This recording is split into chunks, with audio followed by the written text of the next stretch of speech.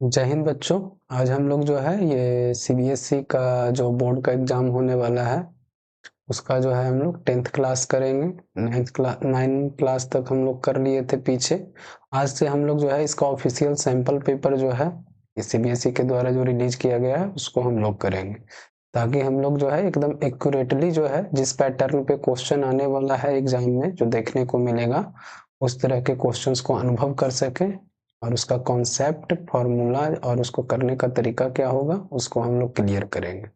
तो चलिए शुरू करते हैं हम लोग। इसमें आपको 3 आवर्स का जो है टाइम मिलता है टोटल, और टोटल मार्क्स जो होता है वो 80 मार्क्स का ये पेपर होता है। तो चलिए हम लोग फर्स्ट नंबर क्वेश्चन करेंगे। शुरू में सेक्शन ए आएगा। सेक्शन ए में जो है ऑब्जेक्टिव आपको देखने को मिलेगा, तो करिए।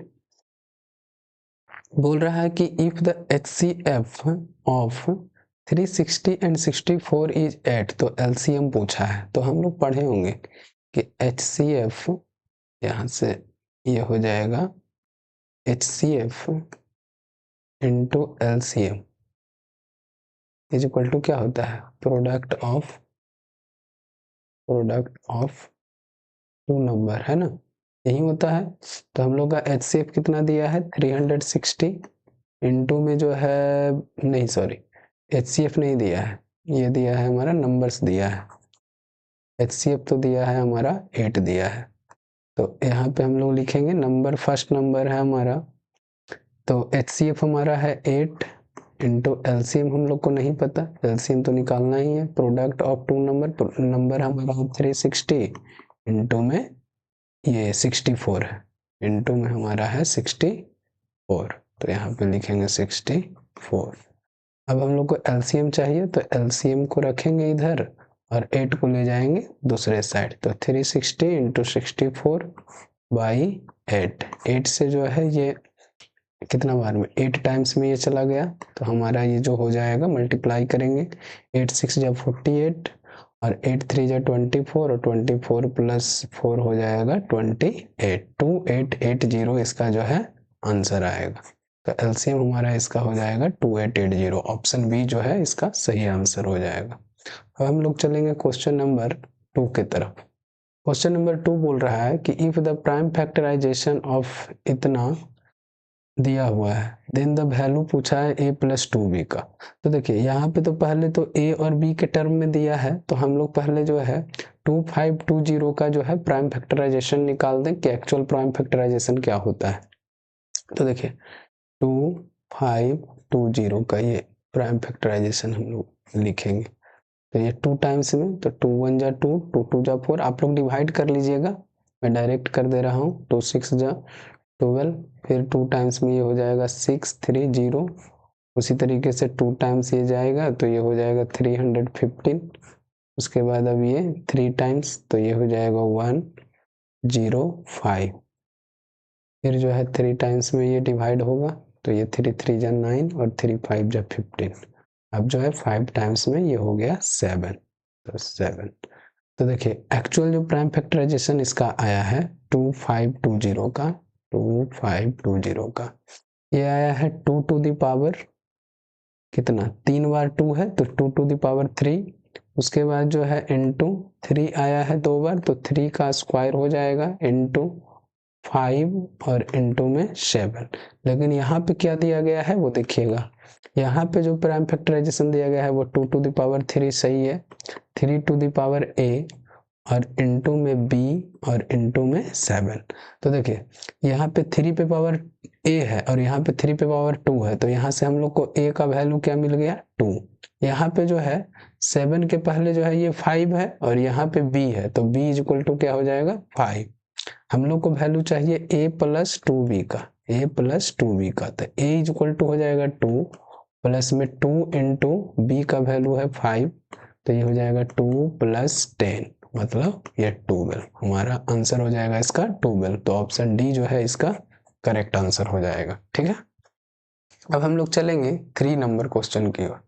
3 नंबर क्वेश्चन बोल रहा है कि which of the following equation has 2 as a root, दो जो है किसका रूट है। तो अगर देखिए, अगर इसका रूट होगा तो यहाँ पे जो है x के जगह पे अगर जो है हम लोग 2 को रखेंगे तो ये 0 हो जाना चाहिए सब, ये जो भी इक्वेशन होगा इसका वो। तो पहले हम लोग रख के देख लेते हैं फर्स्ट वाले में, तो a को चेक कर लेते हैं। तो यहाँ एक्स स्क्वायर मतलब 2 का स्क्वायर प्लस में 3 into 2 minus 12 is equal to 0, ये 0 बनाना है हम लोग को। आगे सॉल्व करेंगे तो ये 2 2 जा 4 प्लस 3 2 जा 6 और माइनस में 12 इज इक्वल टू 0। तो यहाँ पे देखेंगे कि 6 और 4 10 माइनस 12 इज इक्वल टू 0 नहीं हो रहा है। 10 माइनस 12 0 होता है क्या? नहीं होता है, तो ये तो होगा नहीं। अब हम लोग जो है सेकंड वाले को चेक करेंगे b को। तो यहाँ पे 2 का स्क्वायर माइनस में 4x है मतलब 4 इंटू 2 माइनस में 5 इज इक्वल टू 0 करने हैं। तो देखते हैं 2 2 जब 4 हो गया, माइनस हो जाएगा हमारा 4 2 जा 8 हो जाएगा। उसके बाद यहाँ पे प्लस है, प्लस 5 है ये, तो प्लस 5 है तो प्लस में करेंगे हम लोग 5 इज इक्वल टू 0। तो ये हो जाएगा 5 और 4 को ऐड करेंगे तो 9 माइनस 8, 9 माइनस 8 तो 1 होता है, 0 तो हो ही नहीं सकता है, तो ये भी हमारा नहीं हुआ। उसके बाद देखेंगे सी को चेक करेंगे तो ये हो जाएगा 2 एक्स स्क्वायर है तो 2 इंटू 2 स्क्वायर, क्योंकि x की जगह 2 रखे हम लोग, माइनस 7 इंटू 2 प्लस में 6 इज इक्वल टू 0। तो ये हो जाएगा कितना, 2 2 जा 4 2 जा 8 हो जाएगा, माइनस में 14 प्लस में 6 इज इक्वल टू 0। अब देखिए इसको और सॉल्व करते हैं तो ये 8 और 6 प्लस वाला है तो इन दोनों को ऐड कर देते हैं तो ये 14 और माइनस में 14 क्या हो जाएगा, इज इक्वल टू 0। तो 14 माइनस 40 क्या हो गया, 0 हो गया, 0 इज इक्वल टू 0। इधर भी 0 आ गया x का वैल्यू 2 रखने पे यहाँ पे, तो हमारा ऑप्शन सी जो है इसको सेटिस्फाई कर गया, तो ऑप्शन सी इसका जो है करेक्ट आंसर हो जाएगा। इस तरीके से आप चेक कर सकते हैं। बोल रहा है आगे कि द वैल्यू ऑफ के for which the equation 3x minus y plus 8 is equal to 0 and 6x plus k y is equal to minus 16 पर रिप्रेजेंट कोइंसिडेंट लाइन। तो देखिए कोइंसिडेंट लाइन का क्या कंडीशन होता है वो देखिएगा। तो ये होता है हमारा a1y a2 is equal to b1y b2 is equal to c1y c2, ये ध्यान रखना है। तो हम लोग को k का वैल्यू चाहिए, तो a1/a2 क्या हो जाएगा, 3/6 हो जाएगा इज इक्वल टू b1/b2, तो b1 है हमारा -1 y का कोफिशिएंट, और सेकंड इक्वेशन का y का कोफिशिएंट है पर k, तो k हो जाएगा इसका b2 is equal to c1/c2। तो यहाँ से जो है हमारा 8 हो जाएगा c1 और c2 हो जाएगा हमारा, ये इस साइड है तो इसको भी इसी साइड लेके आएंगे, तो 16 अगर इक्वल के दूसरे साइड है तो इधर आएगा तो हमारा हो जाएगा 16। अब देखिए, अब ये तीनों क्या है आपस में इक्वल, हम लोग को चाहिए k का वैल्यू, तो k वाला को तो लेंगे ही फ्रैक्शन को, और इन दोनों में से किसी एक को लेकर के हम लोग सॉल्व कर देंगे। तो 3/6 is equal to -1y, k को हम लोग रख लेते हैं, क्लियर। तो इसको सॉल्व करेंगे तो ये हो जाएगा 3k is equal to 6 into -1 -6, तो k का वैल्यू हो जाएगा -6/3। जब इसको डिवाइड करेंगे तो ये हो जाएगा -2, तो k का वैल्यू हमारा आ गया -2। तो ये ऑप्शन डी जो है इसका करेक्ट आंसर हो जाएगा। अब हम लोग चलेंगे 4 के बाद 5 की ओर। 5 जो है बोल रहा है कि if the equation x square plus 4x plus k is equal to 0 has real and distinct root. तो देखिए कंडीशन जो बनता है, एक होता है हमारा रियल और इक्वल रूट। रियल और इक्वल रूट तो बहुत बार बता चुके हैं कि जहाँ पे डिस्क्रिमिनांट क्या हो जाता है, 0 के इक्वल। लेकिन इस कंडीशन में जो है डिस्क्रिमिनांट जो होगा वो ग्रेटर देन हो जाता है 0, मतलब बी स्क्वायर माइनस 4ac, मतलब बी स्क्वायर माइनस 4ac का वैल्यू जो है ग्रेटर हो जाएगा 0 से। कब? जब रियल और डिस्टिंक्ट रूट होता है उस कंडीशन में।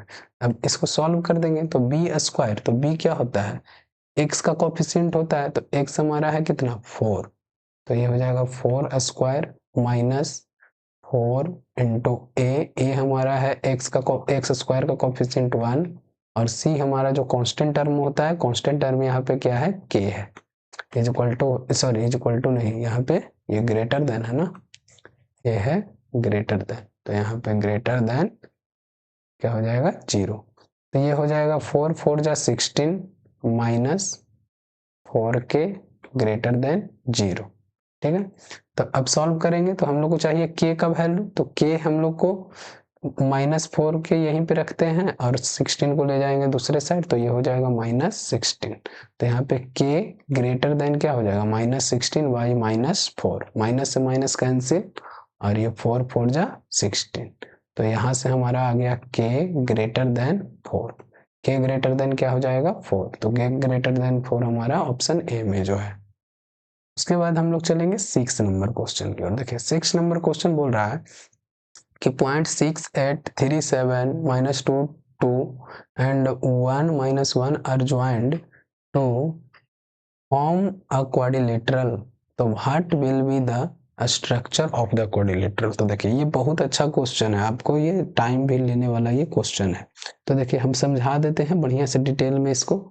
ये एक जो है कोई क्वाड्रिलेटरल है, ठीक है, तो क्वाड्रिलेटरल है तो हम लोग इस तरीके से जो है बना लेते हैं क्वाड्रिलेटरल का शेप, है ना।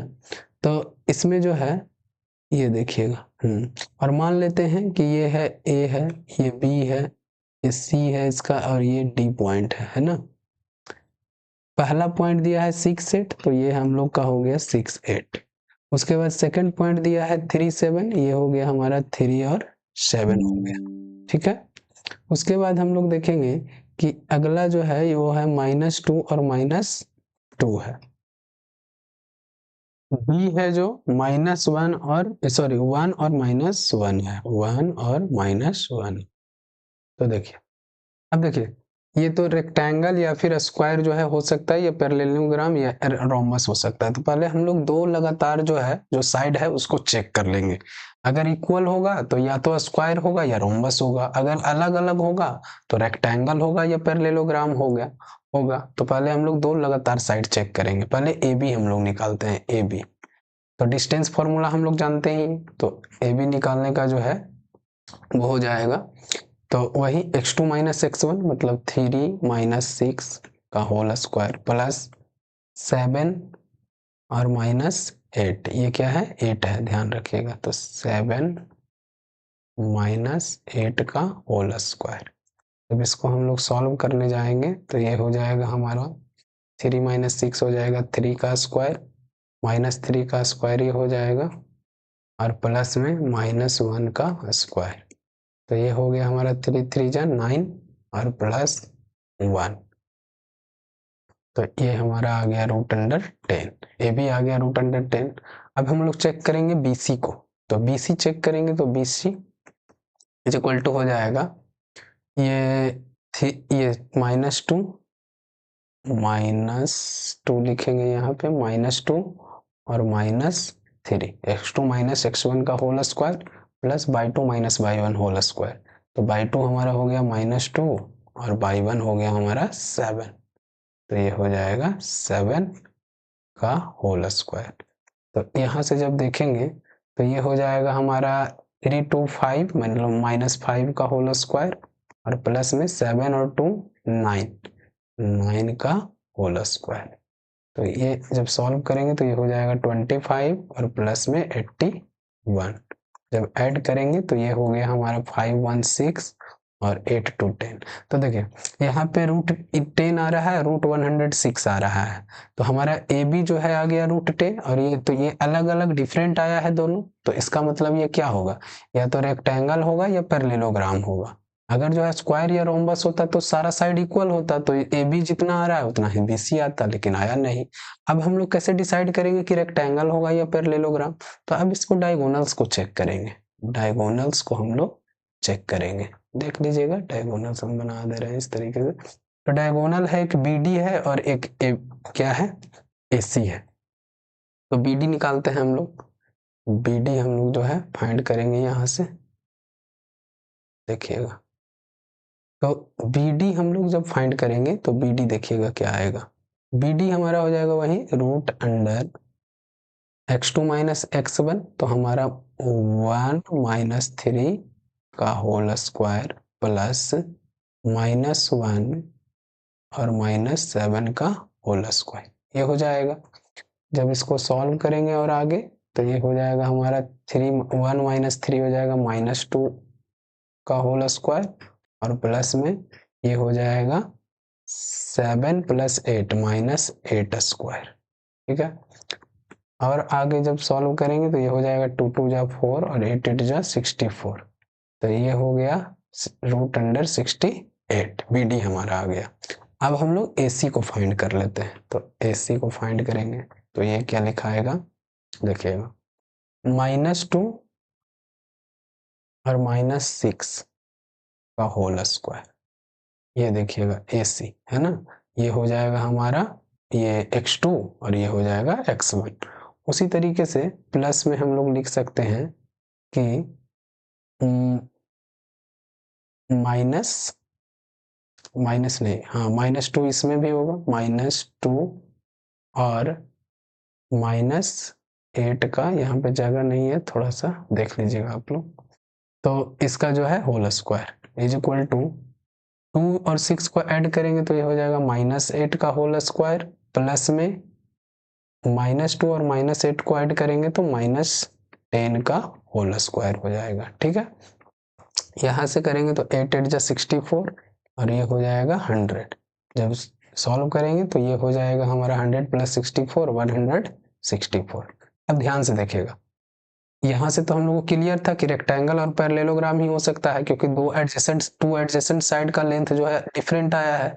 उसके बाद हम लोग का अब इन दोनों में कैसे डिसाइड करेंगे, तो रेक्टेंगल में जो डायगोनल्स होते हैं वो इक्वल होते हैं, लेकिन पैरेललोग्राम में डिफरेंट होते हैं। तो यहाँ पे देखिए, तो BD जो आया है, BD जो एक डायगोनल आया है वो AC जो दूसरा डायगोनल है उससे जो है डिफरेंट है, तो डिफरेंट है इसका मतलब ये क्या हो जाएगा, पैरेललोग्राम। तो इसका ऑप्शन C जो है सही आंसर हो जाएगा, ठीक है।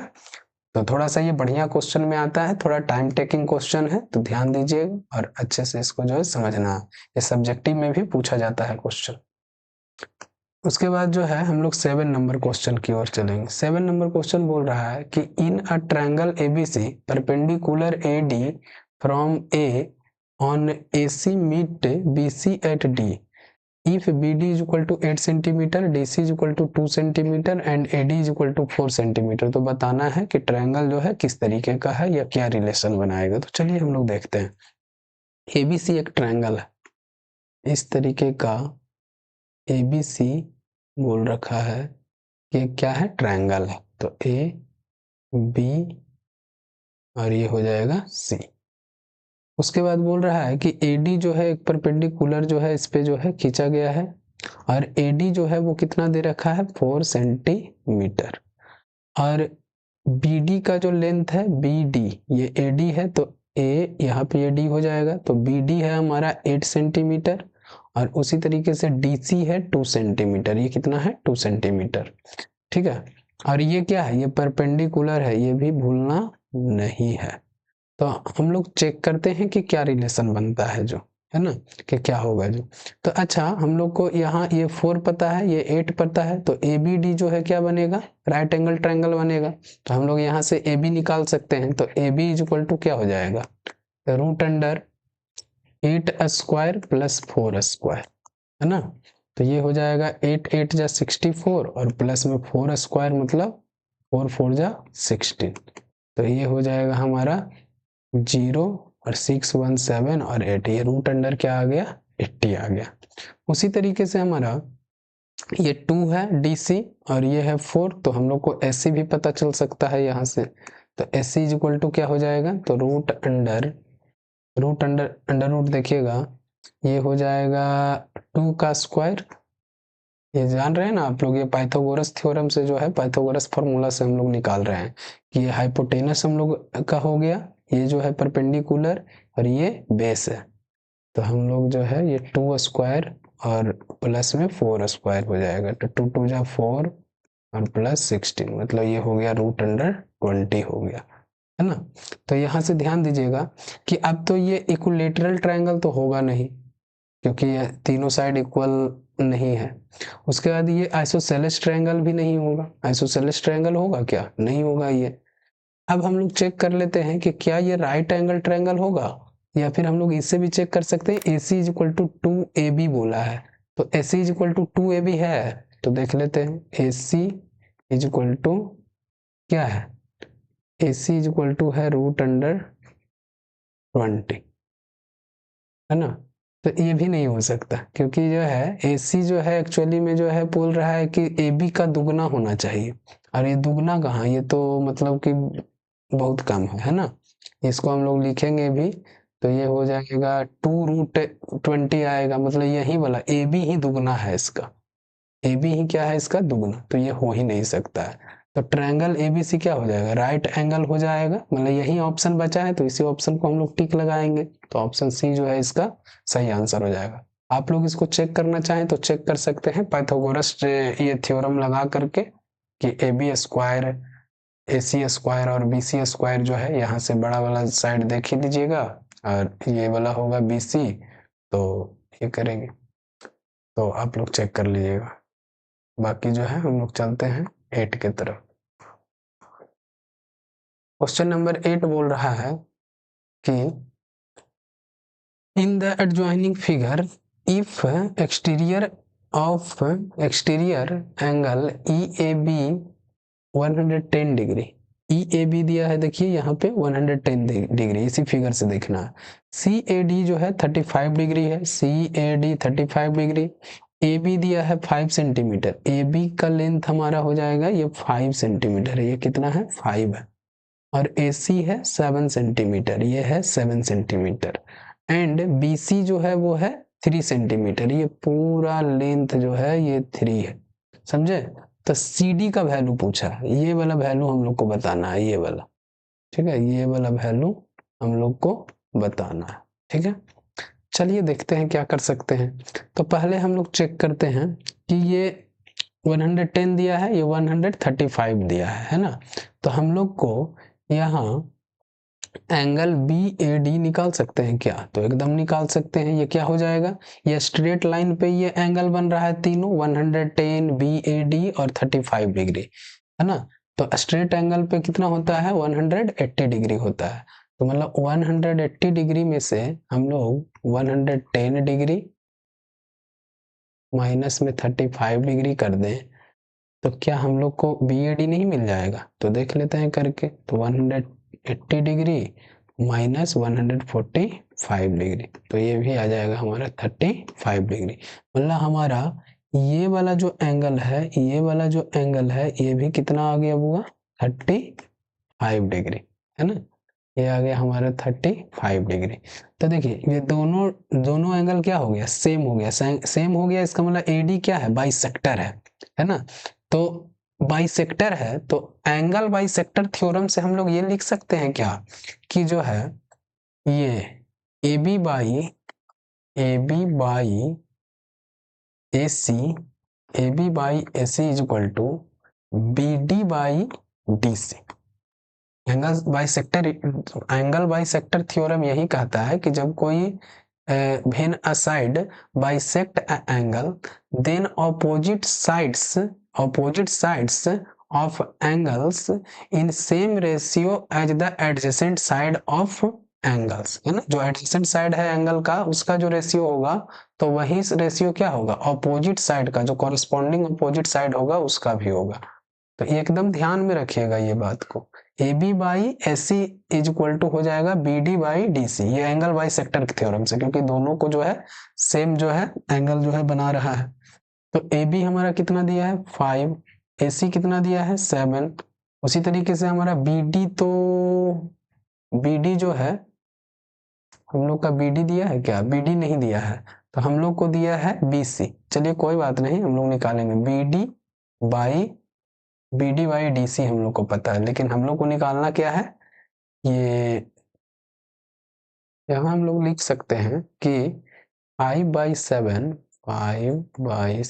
इज इक्वल टू, ये BD को देखिएगा, BD हम लोग का BC है 3 और BD हम लोग को चाहिए, तो 3 में माइनस DC करेंगे तो हम लोग को BD आ जाएगा, तो यहाँ पे 3 माइनस क्या हो जाएगा DC, और नीचे में तो हम लोग को DC मौजूद ही है। अब बोलिएगा कि सर ये जो है DC ही आप क्यों लिए, DC इसलिए लिए क्योंकि हम लोग को पहले से ही जो है CD निकालना है, CD या DC दोनों एक ही बात है, तो हम लोग यहाँ से लिख सकते हैं उसके बाद हमारा ये हो जाएगा 5/7 5DC इज इक्वल टू, उसी तरीके से हो जाएगा 7 × 3 21 -7DC हो जाएगा।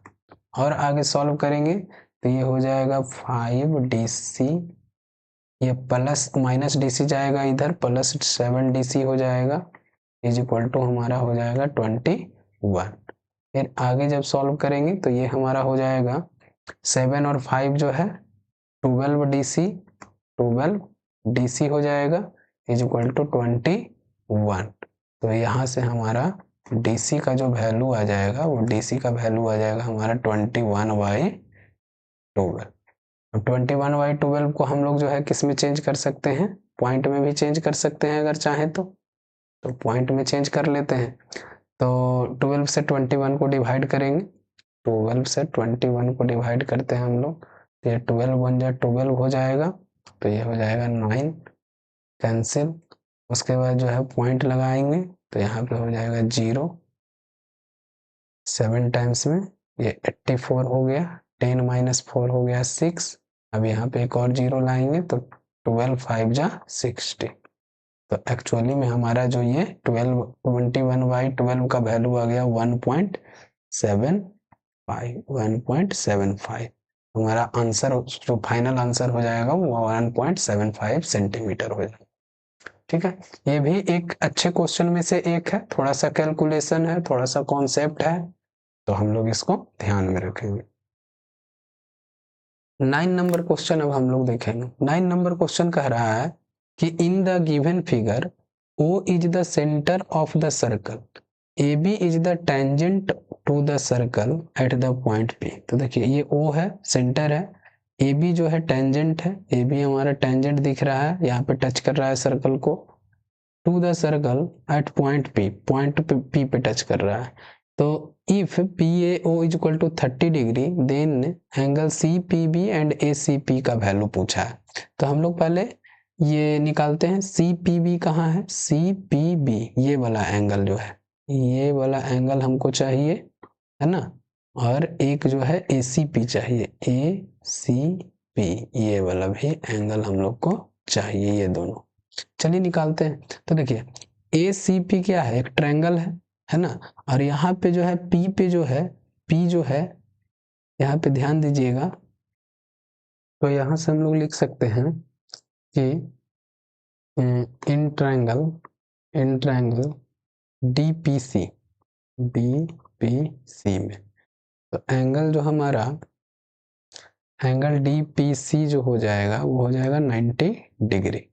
क्यों हो जाएगा, क्योंकि जो है यहाँ पे जो है डायमीटर के द्वारा जो है बनाया हुआ जो एंगल होता है वो कितना होता है 90 डिग्री। ये डायमीटर है DC, और ये जो है हमारा बना रहा है एंगल यहाँ पे सर्कल पे P पे, तो ये हो जाएगा हमारा 90 डिग्री है ना। तो यहाँ लिख सकते हैं कि by angle made by diameter of circle, diameter on circle लिख दो है ना, इज इक्वल टू होता है 90 डिग्री। तो ये हमारा DPC हो गया 90 डिग्री। अब देखिए DPC में अगर हम लोग और देखें तो क्या हो सकता है, एक जो है एंगल हो जाएगा हमारा, ये हो जाएगा DCP एक हो जाएगा, प्लस में एंगल TPC हो जाएगा, और प्लस में एंगल ये हो जाएगा DPC आ ही गया। अब CDP एक हो जाएगा CDP इज इक्वल टू कितना हो जाएगा 180 डिग्री।